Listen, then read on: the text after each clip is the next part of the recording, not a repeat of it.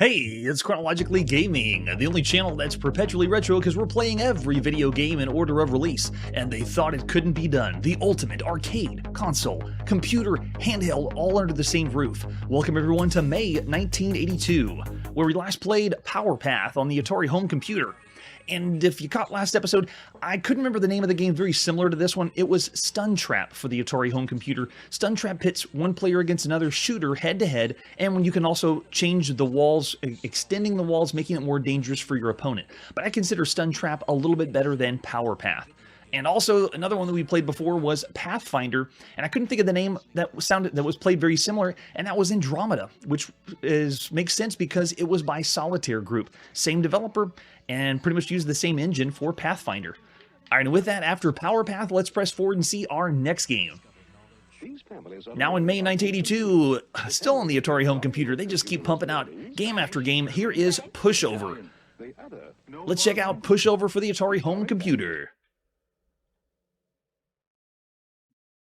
First thing I'd like to do is show you this one. Families are learning about home computers. The family with the Atari home computer is learning Spanish, German, French, Italian. The other, No foreign languages. Oh, the Atari family is learning 3 programs teach us to program. the other. We've only one. And while the Atari family learns to play Centipede Star Raiders, and soon, E.T. the other learned We made a mistake. over 1,000 programs featuring the world's most popular games. But sorry, only with Atari. Sorry, only with Atari. I want to know if E.T. ever did come out for the Atari home computer. Stay tuned here on the channel. We'll see if it actually does. I know it's for sure on the Atari VCS, but the home computer, I don't think so. Let's see what other art we have for Pushover. Front of the box is by APX, just like everything else, looks like business software, not a video game. And if you look at close on the front of the box, it says June 1982. This could be May or June, one of those two kind of close in between. We're in the time where it's really difficult to pin down the exact date of when a game came out. This could have been the cassette or disc. 32K of RAM needed to play Pushover. Flip it over in the back, and the APX boxes really don't share anything. Well, as far as ET goes, I don't think it came out for the computer. I think it was only for VCS, where we've heard it flopped, but we'll see. Only time will tell. No information about the game there. There is the advertisement for APX, programs by users, for users, and we've seen a lot. If you've been watching on the channel, there's a lot of APX games out there. We've been stacking them up high, just like that guy. Here's our 5 1/4 floppy disk. This is by Joel Gluck. Way to go, Joel, with an example of the screenshot. We also have the manual inside the box by APX. Let's take a look at Pushover. There it is, yeah, June 1982. A few sources were saying May, or at least when you look in magazines, sometimes they say it's going to come out, or it's come out, or they even have a review for Pushover. And so how do you determine when exactly the game was released based on when the magazine tells you? All right, so let's see what Pushover is. Everything by APX still looks like business software. I mean, this is typed up, almost hand typed up. Okay, so overview. You're locked in a life or death struggle with your opponent high atop a two-sided cliff. As quickly as possible, you have to interpret one of 3 types of command symbols or a mind-boggling mixture displayed on the face of the cliff. You race to respond to the commands with your joystick. Each correct response, you push your opponent closer to the edge of the cliff. The battle can rage back and forth until finally the one who persists wins the round as the other warrior plunges to the ground. The battles continue until one player loses all of their 3 warriors. Yeah, right? For 99 cents, that's not too bad. Oh, that's true. We did get on the 5200, so I guess that kind of counts for the Atari home computer. One player can compete against the computer using a variety of skill levels. In a 2-player contest, you can use the handicap option to achieve closer matches. So it doesn't have to have a second player with you. You can use a computer if need be. So there is need 32K in our Atari system. There's the loading instructions. If we use disk, we have to make sure we run it the right way. We shouldn't need that one, but you never know here. We're playing computer games. So we can pick 1 or 2 players, and then difficulty level, 1 easy, 9 impossible, and then even add handicapped. And they have different types of competition. Oh, what's going to be prompted on the screen? Gotcha. Okay, and then how do you start the game? Push start on your system, and oh, they even have more tips. It's really not a complicated game, so I'm surprised why the manual goes so long. They break down that you have to have the red button down if it is a red command, and if it's blue, you don't need to push the red button down. This is essentially a very good 2-player competitive game that's doing something we haven't seen before, but it's a really simple concept. So even though it's new or fresh, it's still it's interesting gameplay. I'll just put it that way. So we also have the special key spacebar. Pushing start on your computer or select will pause the game. And it'll even do, what does start do? During the score rounds, it turns back to the option page. Okay, great. Make sure you don't push break or you'll break the system. There's the technical information for you. And then as usual, the APX manual at the very back, there it is, has the review form. How good was the game? If they get enough reviews in, Atari then takes the game and says, you know what, let's put this out on cartridge. Let's make some more money if it's really good. Yes! Welcome back, Elkers B. Welcome back, Chiptune. And Negus Prime, welcome. All right, so Pushover. This one has the basic and the main version. We're going to be playing in basic on our Atari home computer. At the beginning of May 1982. This is by Joel Gluck. Let's see what APX has for us. Oh, nice opening. Wow, did APX pay them to put that there? Or did Joel just do that for fun? I don't believe we've seen this kind of cinematic for any APX game. Advertising, it's APX.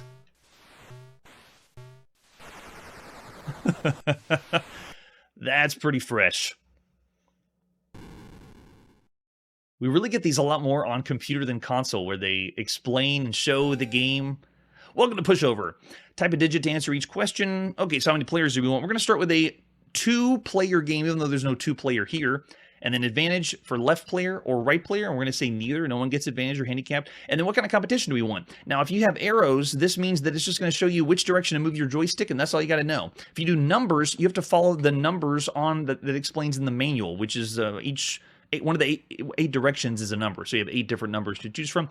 And then letters is the same. You have to know which letter to choose from, but it's still, you're only moving the joystick. You just have to know which letter corresponds to which direction. I believe the manual showed us. Let's pull that back up. Just so you can see how to play. So if you were playing with a friend, it's a really competitive game, really kind of fun to play. So there you go. If you decide to do numbers, if it says number 1, you would need to have your joystick in the up position. Or if it says letters, if it says E, you have to pull back on your joystick.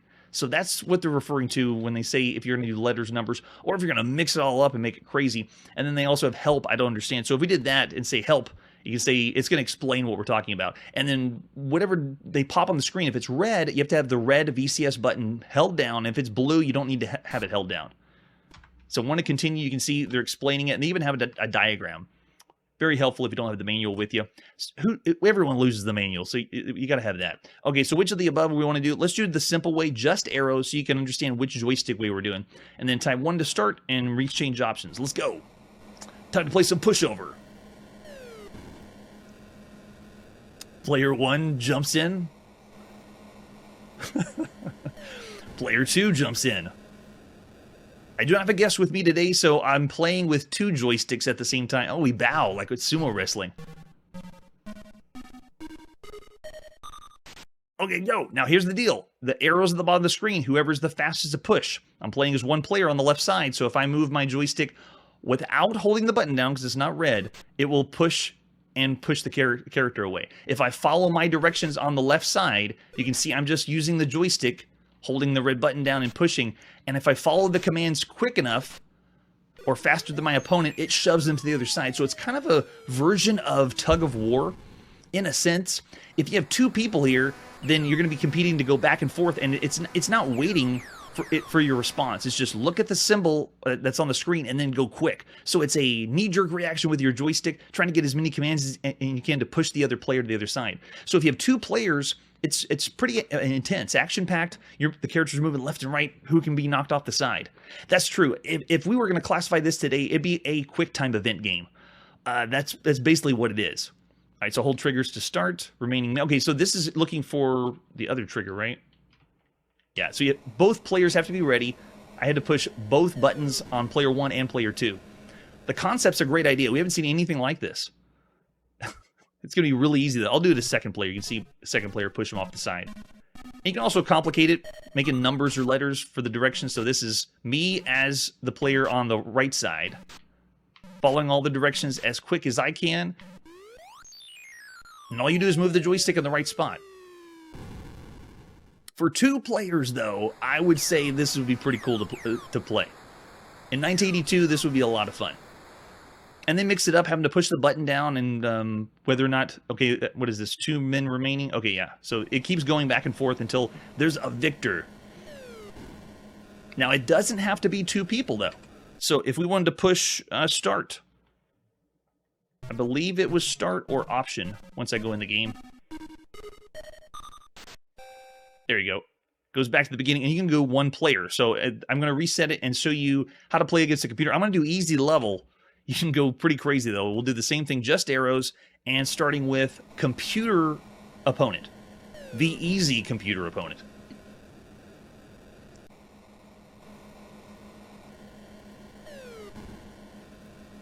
Love the presentation. It's great. All right, I do not have a dummy. Now we have an artificial intelligence.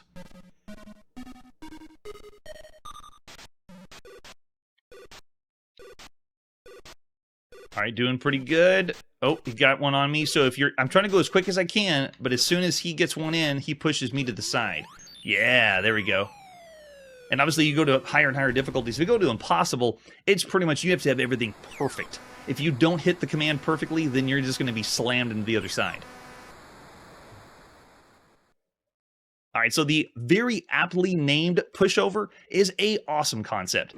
I would say of all the games we've seen to this point, Pushover on a computer game is great. It's a really excellent title. It is a simple concept, but playing with 2 people would be fairly interesting. I'm going to say of all the computer games, this is an above average title for sure.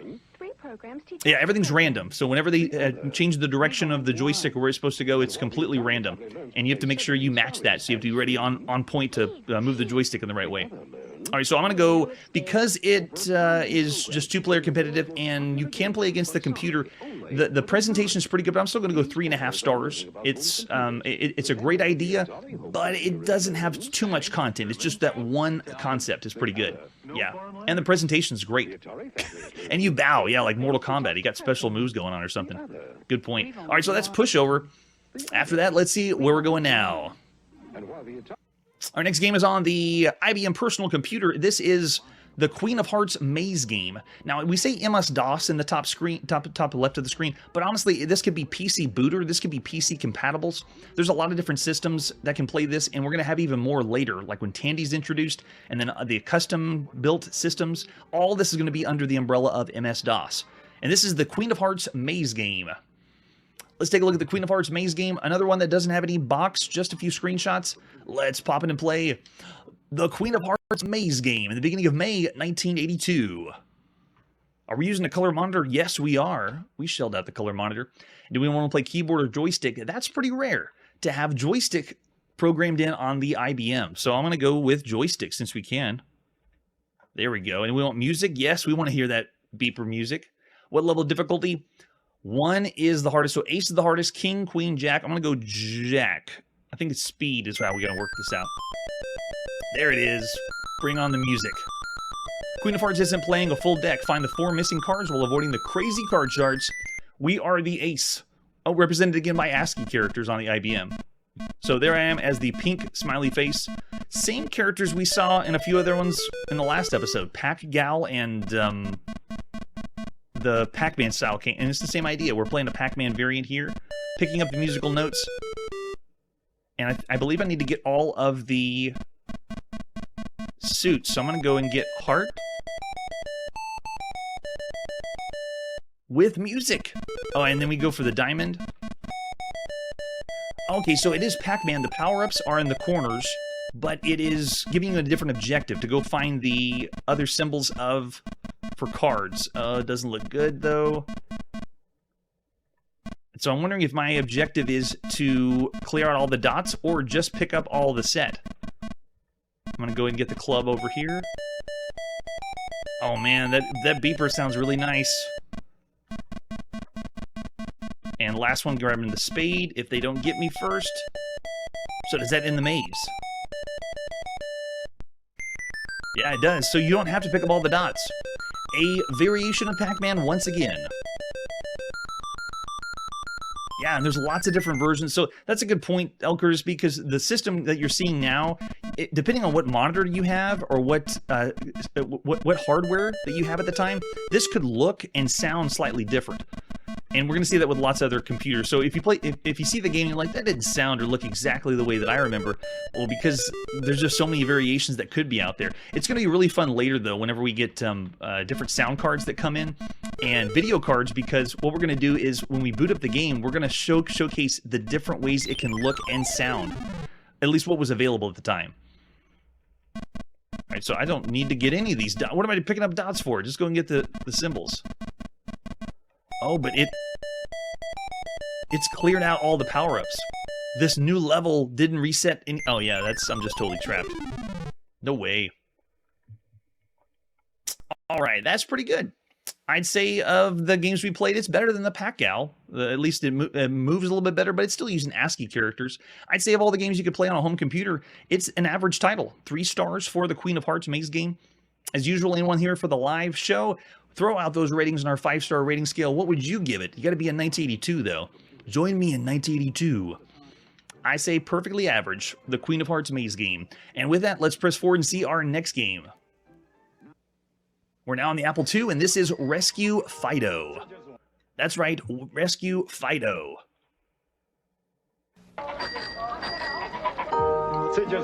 Apple computer. My Apple has a great head for stats. Everyone's got an Apple computer in 1982. There are more people in Italy, more places doing more things with apples than Japan, with any other personal computer in the world. Man, we never travel without the Apple. California, And of all these people using apples, most Mexico, had never touched a computer before. Apple, the most personal computer. Whenever we checked out the video electronic games magazine, they said the top 2 computers right now, at least they were talking about North America, was the Apple II and then the Atari. So I wanted to know what were really the sales. I'm still going to say I bet Apple II is still on the top as best sales or best selling computer right now, until later this year when the #1 computer comes out. You know what I'm talking about. All right, so this is Rescue Fido. No box that I could find for this one. It actually has 2 versions. One I found called Just Fido. And then one that was called Rescue Fido, both by Pat Montello. Let's pop in and play Rescue Fido, the beginning of May 1982. Rescue Fido. Never heard of this one. Maybe Pat just did it on his own. This is by Homer Brothers Software. Call Homer Brothers to be placed on our mailing list with our next release. Quick, write that number down. And it says, we've only seen one other company do this. Please copy this disc and give it to every Apple owner you know. The only way electronic distribution authors like Bill, Bashan, blah, blah, blah, all these people can afford programs via your help. Homer Brothers Software will receive the disc and documentation on the next release. If you have a program you'd like Homer Brothers Software to distribute it. So they're saying, please copy and give it to everybody. At least this game. There's only one other title we know that did that. And off the top of my head, I can't remember which one it was. So this is Fido. We got Fido as the green-looking guy there. The guards look like robots from Berserk. And then we have the tanks, the shoes, the yurts. So all the enemies in the game. What is Rescue Fido? Well, your faithful companion Fido is mistaken for Butch Brawler, the canine killer, and been taken into questioning by police guard robots because of a fatal error in the guard robot's Z80 microprocessor used in the 70s and 80s by inferior microcomputers. Obviously, they are Apple II fans, which is the MOS 6502 that's on the Apple II, and they probably think that they're basically bashing the Z80. The robots not only mistake Fido as a ruthless killer, but get caught in dismembering crowd control subroutine set to execute at midnight. Your mission is to fight your way through Z80-controlled computer police weaponry to the execution station and beam Fido aboard your warrior ship. A word from the author. I wrote Fido in 6-month period in 1982. Fido was my first Apple 6502 code program written via the mini assembler. Fido uses prehistoric graphics and bad coding techniques and should not be used to learn from. I hope you enjoy playing. Okay, thanks, Pat. Appreciate it. Thanks for giving us the heads up. So this one uses either Sirius, Joyport, the Apple joystick, or keyboard. We're going to go with the Apple joystick. So push number 2. We got it plugged in. We're ready to play. Homer Brothers Software. I'm pretty sure Pat must have been one of those Homer Brothers. And he's telling or claiming that he didn't program this really the right way or the best way. And I'm thinking that's why we have a copy that's also called Just Fido and Rescue Fido. But I couldn't find any artwork on this one. Yes, let's go. Space to play. What is this? Skill level 1 through 3 will go 1. And then if we do 2 players, it's alternating play. So I'm going to go one player. Player 1. 5 ships left. Very nice. Oh, great arcade feel. All right, we're in. I am moving the ship around if I want to fire and shoot. Oh, I guess that's my starting position. So it's letting me start where I want. And there's the guards taking away poor Fido. Programmed with just an inferior operating or processor with a Z80. At least that's what Pat says. Oh, gosh. So, okay, we're in. I'm moving around the ship, and I can shoot in front. I have one shot at a time. Tanks are scrambling at the top of the screen. I don't understand what the tanks at the top are for. Am I supposed to be able to sneak up there? There's one that's coming in every now and then on the side. But it moves pretty well for the Apple II joystick. I'm trying to see. Do I need to get to the top and blow those? I think so, but I have one still coming in. I don't think I can slip up there. Pretty simple concept so far. Not seeing any... Well, unless I'm supposed to get to the top and blow away the other tanks. Let's see, right here. There's my opening. Go! Oh, no, it didn't work. Or maybe there's just a barrier. I'm not supposed to go up on top. 4 ships left. We have to rescue Fido. Alright, so I'm going to pick start position way over there. Oh, wow. Loaded a lot faster that time. Oh, we did it. Level 1, stage 2. Okay, so we did need to go to the top. We're on the saucer stage. Switching up the enemies. Let's see. Saucers, let's start down here at the bottom. Okay, same thing. I'm only able to shoot one shot at the time at a time. And that looks like I'm shooting hot air balloons.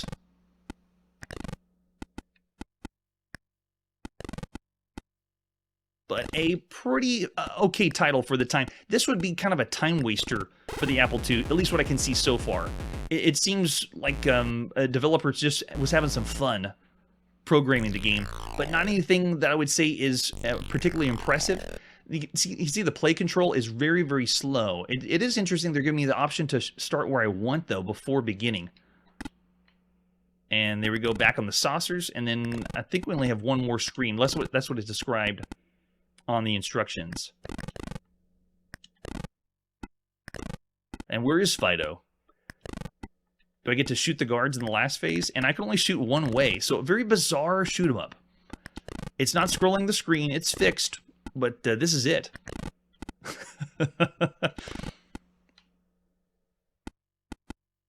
That's true, characters are done very well. Oh, there we go, level 3. Yeah, you just shoot a few things and then move on to the... Now we're on to the yurts. And I don't know where to start on yurts. We'll start over here. Oh, they switch it up. Okay, it is changing. So yurts are multiple shots to take out. I still only got one shot at a time. I don't see them really attacking me, though.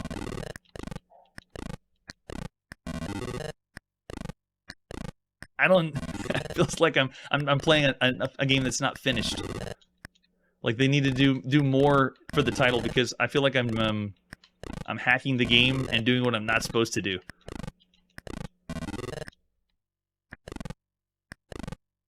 And why are my shots going up and down when there's no enemies at the bottom? It's possible too that I'm playing on the first difficulty level and we're going to see multiple enemies if we try different difficulty levels. All right, stage 4. There's more screens. The shoe stage. Probably taking an homage from Sneakers. Let's go down here and shoot from... Oh, a bad starting spot. How many lives I got left? Okay, 2 ships left. Switch it up. If we're on Sneakers or Shoes, we'll go to the far left side. Okay, here we go. Yep, same idea. Only one shot at a time.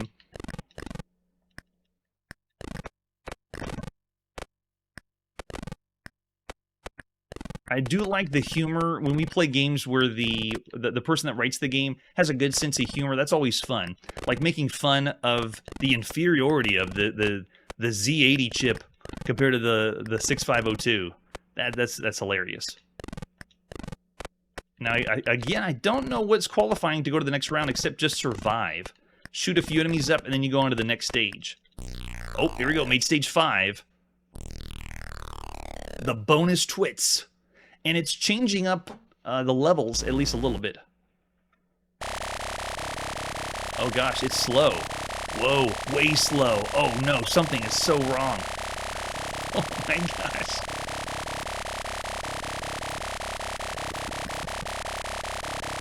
it's just chugging along. I'm gonna see if I can just get closer and blow the guy up.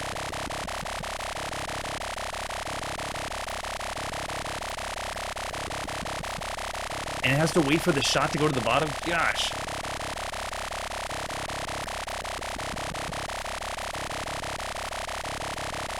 Oh no, yeah, it's got to be something.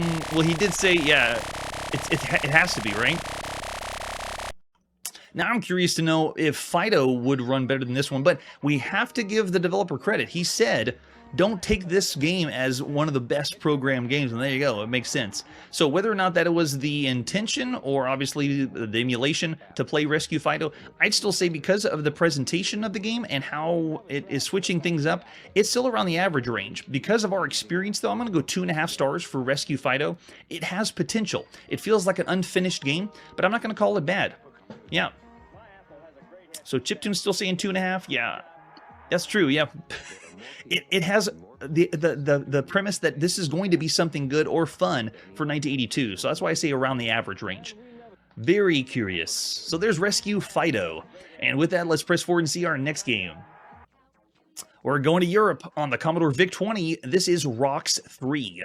If you saw Rox II, well, this is the sequel. Get some more rocks out of your life. Another one that we don't have a box for, just a few screenshots. Let's pop in and play Rox III by Jeff Minter and Llamasoft, beginning of May 1982. Jeff Minter is just pumping and pumping and pumping as many games as possible. So this one does not use the VIC-20 joystick, just like Rox II did. Jeff's Llama says press return. Alrighty then. Okay, we're in. Now this one, I believe, has the same controls. Yes, it does. So you have 3 shots to shoot 3 different missiles in different directions. So I got 1 to shoot on top, 1 to shoot to the left, 1 to shoot to the right. So the left and right just shoot at 45-degree angles. The one at top just shoots straight ahead. I believe this is the same gameplay, or yeah, same play control as Rox II, just looks a little different. So it's just Jeff Minter playing around on the Commodore VIC-20. And it's just timing based. Get the asteroid before it comes in, and there's a nice touch of how it tears away at the ground below. Let's see, going to the left. Yeah, so it's just based on, can you get the timing right? But they also have, if you look at the top of the screen, how many panics are left. We got 3 panics. So if you want to panic, push the panic button, and then everything blows up that's on the screen. Llamasoft. And my timing is not on, because the asteroids are changing speeds, and to really work, there you go, get the timing in, hit them before they land. Once you shoot off one thing though, that's all you got. You can't wait until the next time. You're gonna just miss. And the longer you play, you'll either get points for the asteroids or lose more and more of the Earth as it falls down. You kind of get into a groove after a while and get used to the rhythm of the asteroids. Oh, we got one falling through. Not good. Yeah, that one faked me out.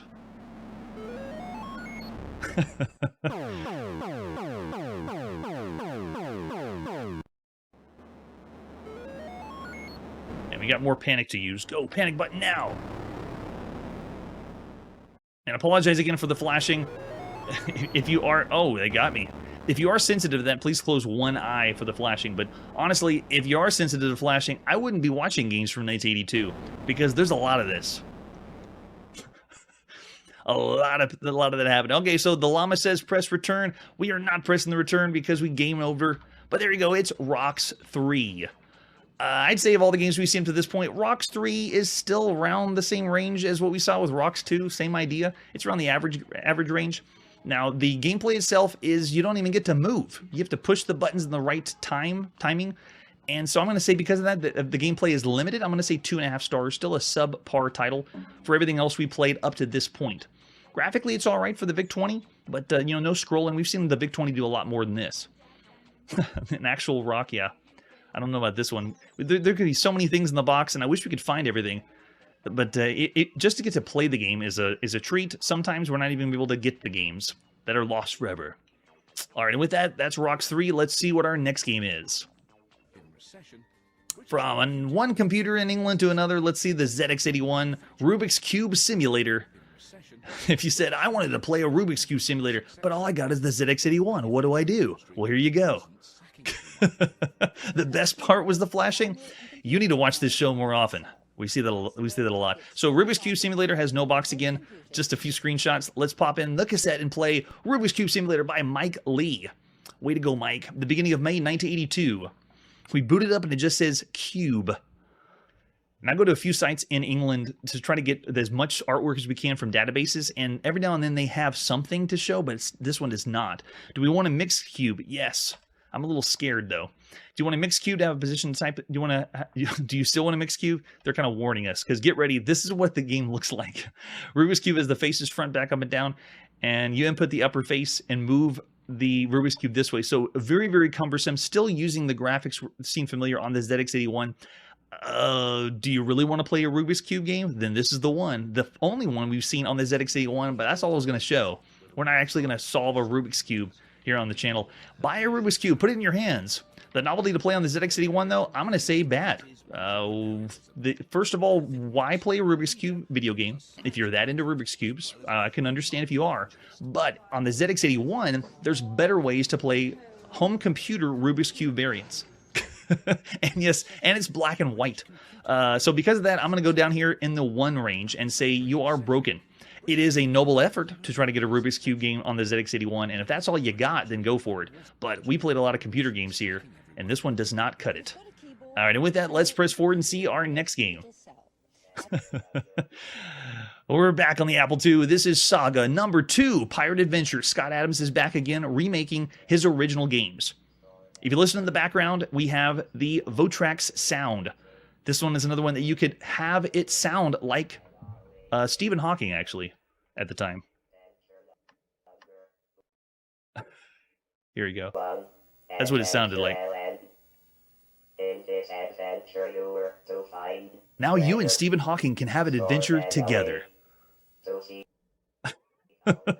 So, S.A.G.A. Adventure 2, or Scott Adams Graphic Adventure. Let's take a look at the box. Oh man, lots to unpack here. So the original was on lots of home computers. This one is the very first time you could play it as the remake graphic adventure. And they completely changed up the graphics. I mean, it is a pirate adventure, and you're asking yourself, why is there a naked lady on the cover? Well, it's because pirates got to get that booty. That's why she's there. And you got to admit, the Adventure International has kind of done risque things for some of their advertisement.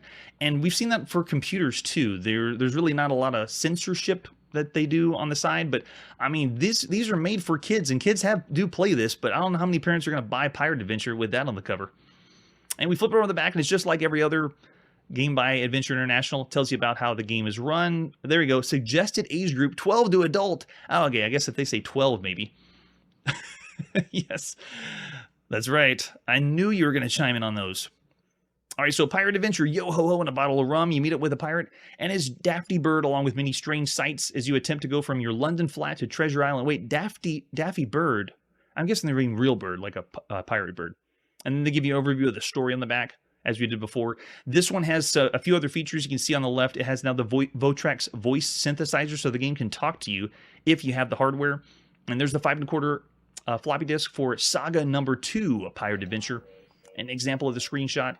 Other versions we have is just flipping the disc over. 2 different sides, and we're going to need that. Let's pop in and play Scott Adams Adventure 2, the Pirate Adventure. The beginning of May 1982. What do we want to do? We want to run it. It has a few other things on here too, like the demo, a few different demos you could check out if you wanted to.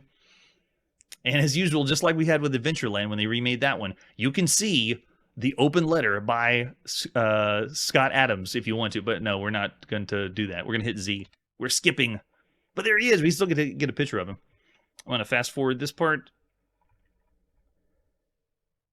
Load as quick as we possibly can. So there you go. The following keys are different to the S.A.G.A. entries, Scott Adams Graphic Adventures. C to turn off on and off lowercase, and then V to deactivate the voice. I'm glad they had that, because if you had the hardware and you turned it on, maybe you get to the point you're like, oh, this is so annoying. I can't stand the voice. You can push one key and turn it all off. Easy than that. Z to turn the graphic mode on and off. Review, the text windows, hit and return, and then you have the commands to go north, south, east, and west. And now it wants us to flip our disc over. Our digital disc. And after you flip it over, hit enter. Obviously in 1982 it'd be a lot slower. To get the disk out, flip the disk over, put the disk in. After the disk is in, close the disk drive bay, and then hit enter. We can do it a lot faster here. Do we want to restore a previously saved game? No, we do not. We're ready to play. And we have no slot for voice output. I will be your Votrax voice this evening. And in the other Scott Adams games, this program allows you to have an adventure without ever leaving your armchair. All the same from the originals. And of course, don't copy or accept a pirated copy, but we're playing Pirate Adventure. Wouldn't that be apropos? That's a good point. This Votrax voice would be really helpful for people that need have visual impairments. A lot of the games we play in 1982, you might have visual impairments occur of seeing the games from 1982. I'm already getting bad eyesight playing all these myself. Okay, so welcome to adventure number 2, Pirate Adventure by Alexis and Scott Adams, dedicated to Ted and Paul. Remember, you can always ask for help. What should we do? Now, if you hit enter, you can see it switches. Enter. There it is. It switches from the graphics to the what's displayed on the screen. So you can see, ooh, high-res graphics. We got it. So what we want to do, I think we can type in, it tells us what we see here. We have flight of stairs, a sign says bring treasures here, score, bottle of rum, rug, safety, sneakers, and then a sack of crackers. All right, so what we're going to do is get sack. Don't forget to bring your sack. And if you go to the text screen and then start typing, it immediately switches, or go to the graphics screen and then start typing, it switches back. Kind of a nice feature. Oh gosh, it's redrawing it though. Yeah, there it is. So yeah, if you go back and forth, if I go to the graphics screen and then say, let's say get rum, as soon as I start typing, it switches back for you. Can I do sneakers too? No, I can't. I gotta do one at a time. Get rum. Getting the rum and gotta redraw the screen. This plays like the Colossal Cave or Adventure homage. You go find treasures, bring them back, and then get points. If you want to shut off my voice, please just push the V key on your keyboard. Okay, so get sneakers. I would call this quality of life, being able to switch from the graphics to the text only. It's a nice touch. Okay, so we got sneakers. Let's climb stairs.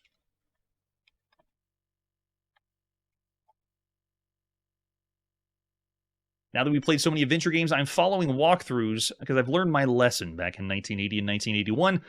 We're not going to be painfully trying to play the game as if it was the very first time playing it in 1982 because, oh boy, it's rough.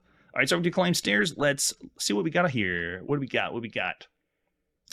We have books in a bookcase. Exits are down. Okay, so let's go ahead and get book. Any book. There's a strange sound.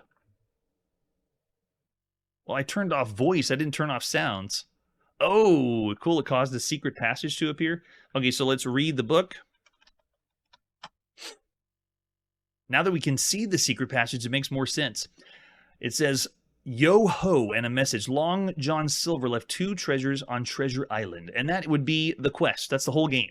Just find the 2 treasures, come back to the original place, and then get your score, and bada bing, bada boom, you're all done.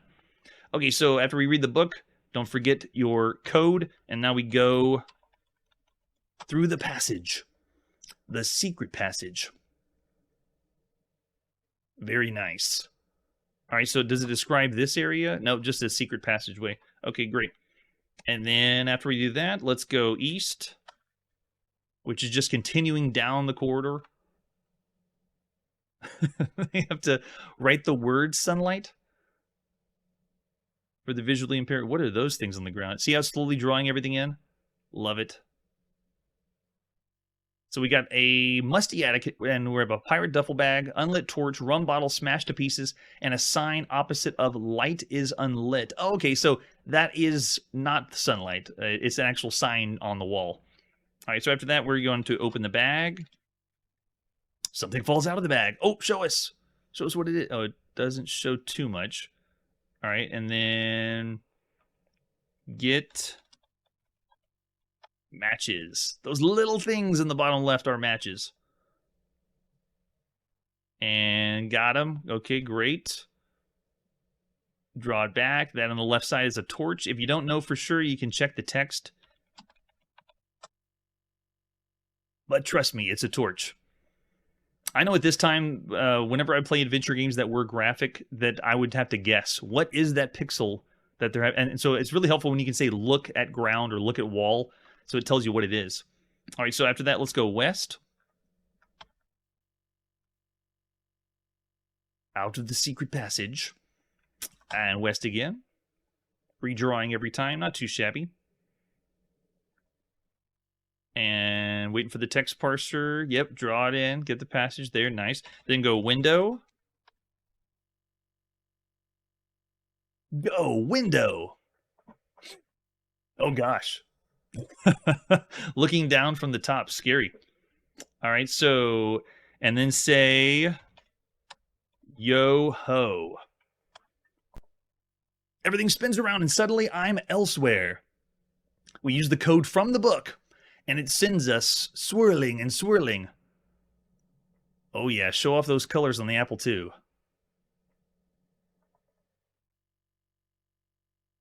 Hit return, please. Where are we going to go? If you're a fan of adventure games, and we've seen a few from magazines we've read in 1982, this would be an excellent title. A fun time for 1982. All right, here we go. Where are we? I'm on a sandy beach on a tropical isle. We have a small ship's keel and mast, sand, lagoon. A sign in the sand says, "Welcome to Pirates Island. Watch out for the tide." So we made it to the Pirates Island, and then from here, you move around, solve more clues, try to get more treasure, and then make your way back and then score the points. It's the same release as it was originally without graphics. As far as I can recall, there's not too much they changed as far as the gameplay. But for the time, to be able to play a enhanced version of a game is very, very rare. It's like, we see this all the time nowadays, but I mean, Pirate Adventure and the Adventureland series is kind of cool they did this. I'd still say for all the titles you can play on the computer, this is an above average title. I'm going to go 3.5 stars for Pirate Adventure. It's still welcome, even though there's lots that Scott Adams has done for adventure games, but it is a good time for 1982. And with that Votrex voice, that kicks it up just a notch if you want to have the game read to you. All right, so after Pirate Adventure, let's see where we're going now. We're back on the Commodore VIC-20. Hey, William Shatner, sell us some VIC-20s. This is Satellites and Meteorites. Let's take a look at Satellites and Meteorites, starting with the box. Yeah, Mark's with me on that one as well. So the Satellites and Meteorites is a very well done box for a computer game. This is by UMI, and you can see we're playing another space game, shoot 'em up. They were so smart to get William Shatner to sell these systems, because there's no coincidence that I'm a Star Trek fan. There's no coincidence that I'm a Star Wars fan. Everyone that had sci-fi or enjoyed sci-fi, you bet they wanted to see William Shatner. Like, what if William Shatner says I need to buy this computer, then I need to buy this VIC-20. It didn't sell as well as the 64, though.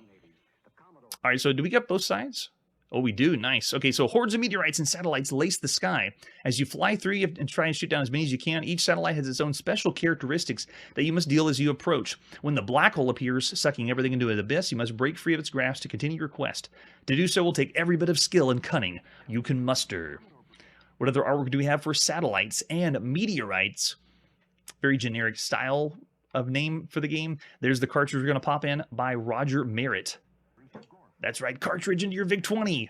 We got to. For other versions, we just have the European release and North American release in several different parts. Let's pop in and play Satellites and Meteorites by Roger L. Merritt, published by UMI, United Microwave Industries, the beginning of May 1982. Oh, am I in? Wow, it went fast. We loaded in cartridge, and I'm after going from Adventureland, I've already died twice. Okay, so right off the bat, it pops in and plays. I already have game over. That was fast. I wasn't ready. Oh, we get point values, though. They didn't do an attract mode like they do with arcade games on the computer. It just says, here's the game, go. So hit F8 to start again. All right, so it is Asteroids on your VIC-20. It is a smooth feeling one. I'll give it that. As far as the gravity goes, to play with your Commodore VIC-20 joystick and to just pop it and play is awesome. They were advertising this system as why buy a console when you can get a computer that plays the games even better than that. And to tell you the truth, compare this game back-to-back to Asteroids on the Atari 2600. I'd give this one over that. I died really fast, though. Let's go F8 again. Interesting way they loaded there. The screen did a little bit of artifacting and felt like it was blurred away before it could fly through. And this isn't it. There's also more enemies. So if you get far enough, they have what's called the black hole to shoot away. The UFO shows up as the green character there.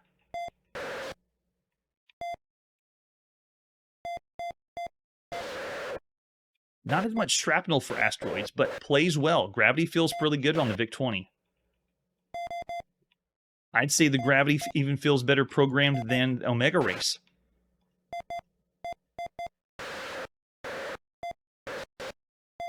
Yeah, the controls are very, very nice. Animation Asteroids really isn't the best. You know, they just disappear. I don't see the shrapnel flying, or they're not really using gravity on the... well, I guess a little bit on the Asteroids, but you see when they splatter apart, there's not a lot of debris. So it's not as exciting, but still a very fun and very well done game on the Commodore VIC-20. What I'm working on right now for our list of all games is so it's easy to find games that are like others. So I want this to be known as this is an Asteroid variant. Oh, we did it. We got the black hole. Oh, that's cool. So if you do survive long enough, the black hole will start sucking you in. You got to work yourself away from it. Go, go, go. Oh, not fast enough. Yeah, very, very well done Asteroid variant, especially for the VIC-20. And we saw the other Omega Race, which is kind of like the same idea. The ship's shaped the same way on Omega Race, and it's supposed to be playing the same way. But I'd say the gravity is programmed better in this one than in Omega Race. I mean, compare it also to the Atari. It's done better, looks better, and plays better than that. Yes, our ship, though, could use some work. I see why it could be a flying pitchfork.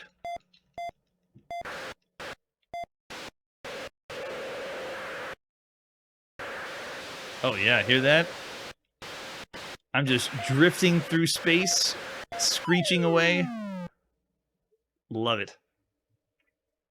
Yeah, I would give that as a very good Asteroids variant. So for Satellites and Meteorites, we have to think of all the other Asteroid variants we've seen to this point. Some of the really good ones were done on the obscure Exidy Sorcerer. That was a pretty good Asteroids game.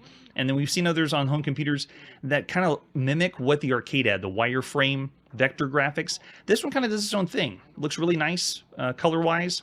And the play control is what really sells it. So a very well done version of Satellites and Meteorites. I'm going to say of all the computer games we've seen at this point, I can go 4 stars. If you want to play a really good Asteroids game, this one has it. And they even have that black hole with kind of adding the element, a little bit of space war. You know, the black hole shows up and you got to get away from it. So I'm going to go 4 stars for Satellites and Meteorites. Yeah, it's a very, very good version of that, especially for 1982. All right, and with that, let's press forward and see our next game. Cool, it's the TRS-80. This is Saturn Patrol. We miss you, TRS-80. Give us an arcade game. Another game that we don't have any box for, just a few screenshots, so we're popping in and going to play Saturn Patrol, the beginning of May 1982 by Bernard and Bowie Software. Bowie Software? All you got to do is type Saturn and play. I haven't been disappointed with TRS-80 games. This late in the system's life cycle. It's Model 3. Danger, danger, Will Robinson. Press P to play. P? Oh, I pushed P. Oh, I guess second time's the charm. Okay. All right. Oh, no joystick control. We've had a lot of joystick games. Okay, so it's keyboard only. Fixed shooter. I'm at the bottom of the screen. I can move left and right. Can't fire at Saturn. Oh, they blew me up. How far can I go? Okay, so going left and right, one shot at a time. And it looks like, oh, the enemies are coming down. Oh, and they can, oh, if they reach the bottom, then they can slide across the edge to destroy you. But, wow, it's fast. You got to be not doing a live show while playing this game. There's a lot of games that require concentration, and this is one of them. And apologies again, the flashing is real. Welcome to May 1982. They gotta let you know you're really dead. That's so fast. Game over, only 420 points. Yikes. What is this? High score. Oh, that's nice. Let's see if it works. Space. It does. Nice touch. How do I finish?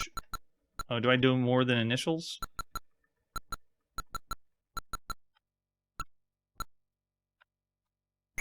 Oh, enter. Okay.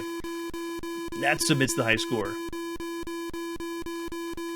This is the first game we've seen by this company on the TRS-80. Gosh, that's rough. Oh my gosh. You can tell there was no playtesting done on this one. Or it's for the hardcore shooters to play. I only got one shot at a time, so you need to be really careful how you fire. And you can see there, the enemy that gets to the bottom of the screen just slides along and can kill you really fast. So, brutally difficult. It still would be a fun title in 1982 on your TRS-80, but I wouldn't see you getting a lot of enjoyment out of it. Or at least the longevity wouldn't be very long. I want to see if there's other screens, if I can make it past the first one. But it looks like I'm going through different waves. Oh, wow. Death so fast. Didn't even get the high score. Yeah, way too hard. There's no joystick, too. It's keyboard only. I take it back, Mom. I don't want to join the Saturn Patrol. I want to stay here on Earth. Gosh. We played a lot of fixed shooters and a lot of difficult fixed shooters, but because of how close the ships are and when their bullet is fired, there's not a lot of... Gosh. I feel like it would play better if the ships were just a little bit further away, but God, they're so close. And then when they get to the ground, wow, they destroy you. So you could argue that I'm just not very good at shooters, and I can understand that. Alright, well, I'm going to go one more shot. Come on. Oh my. They just sent a wave of bullets down right in the beginning. I also don't know what's driving the ships to get to the ground and how I can stop them before they do that. And I also don't see patterns. They are very random. This might be the shooter that has killed us the fastest.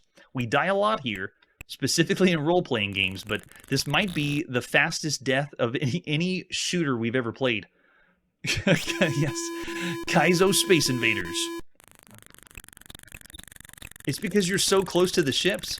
And look at this, they randomly put... We don't even know how many enemies are going to be on top or not. Okay, I'm getting very lucky this time. I don't think I can... Okay. Wow.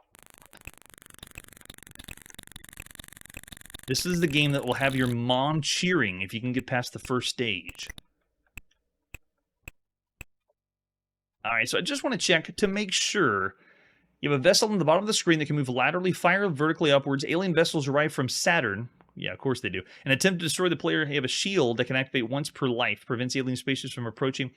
They approach too close, will sweep across the bottom and destroy the player. The player has 5 lives, and when it's game over, all are lost. Okay, so it doesn't say anything about another screen, but it does say something about a shield. What is my shield? S? Z? As I'm trying to figure out my shield, I will die. Oh, yes. Ah, there it is. Can I shoot? No! The shield you activate... Oh, gosh. Okay, so I can understand how you can use the shield, but you can't shoot past the shield. It's not like Gorf. You don't get that protection. I'm just going to get enter.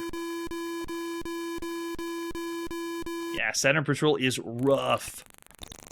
See, look at that. We got the shield to protect us, but once per life. That's it. That's all we got. That's the one saving grace. Yikes. Program library. Oh, yeah. I want to know if they actually played the game. Were they so good at fixed shooters that when they were testing this, they said, yeah, this will be great. Send it out. Everyone's going to love the challenge. Because I'm be hard-pressed to know someone that was that good developing the game for Saturn Patrol. So I gotta say, it's a kind of a lower rated TRS game. It is around the average mark for the games we've seen to this point. It's not bad. It's brutally difficult, and it's not giving you a lot of options for players or other enemies on the screen. So I'm gonna go subpar. I'm gonna go 2.5 stars for Saturn Patrol. I don't call it bad. But just a brief recap, if you're watching the show and you want to know how the 5-star rating works, if you ask yourself, is this game broken? You're going to be in this range. What's the broken range for this game? If you say the game's bad, you're going to be in this range. If you ask yourself, this game's bad. If you say this game's about average for the time it came out, then you're going to be in this range. If you ask yourself, this game's a great game or an excellent game for the time, yeah, you'll be in this range. And if you ask yourself, this is one of the best video games you could play at the time, then you're in this range. And we all obviously mean the best video game you could play on a home computer, the best video game you could play in the arcade, the best video game you could play on a handheld, and so forth. Because we're obviously not going to say that something you play in the palm of your hand is going to be the best game. You have to compare it to all the other handhelds out there. All right, so we're going to go 3.5 stars for Saturn Patrol. Another one that had potential. I believed in it, but it just didn't cut it. All right, so that's where we got to put our video game playing on pause. Push the space key, push the break key. If you were in 1982, how would you rate these games on our 5-star rating scale? Let me know in the comments below. And that's it for today. And like I always say, a quick snack or a good night's sleep will heal all wounds. Hey everybody, thanks for checking out the channel and joining me on my quest to play every single video game in order of release. We'll be streaming live every weekday at 9 p.m. Central, so join us and let us know if we missed any games along the way. This video would not be possible without Launchbox, RetroArch, and MAME. Tell all your friends there's some crazy guy named Chronologically Gaming trying to play every single video game. We have links down below that'll send you to places like our Discord and Patreon, and one that says all the video games we've ever played. If you go there, it's a list of everything, and you can click right to the game you want to see. Chronologically Gaming is the name to look for. We are perpetually retro, and we will catch you next time.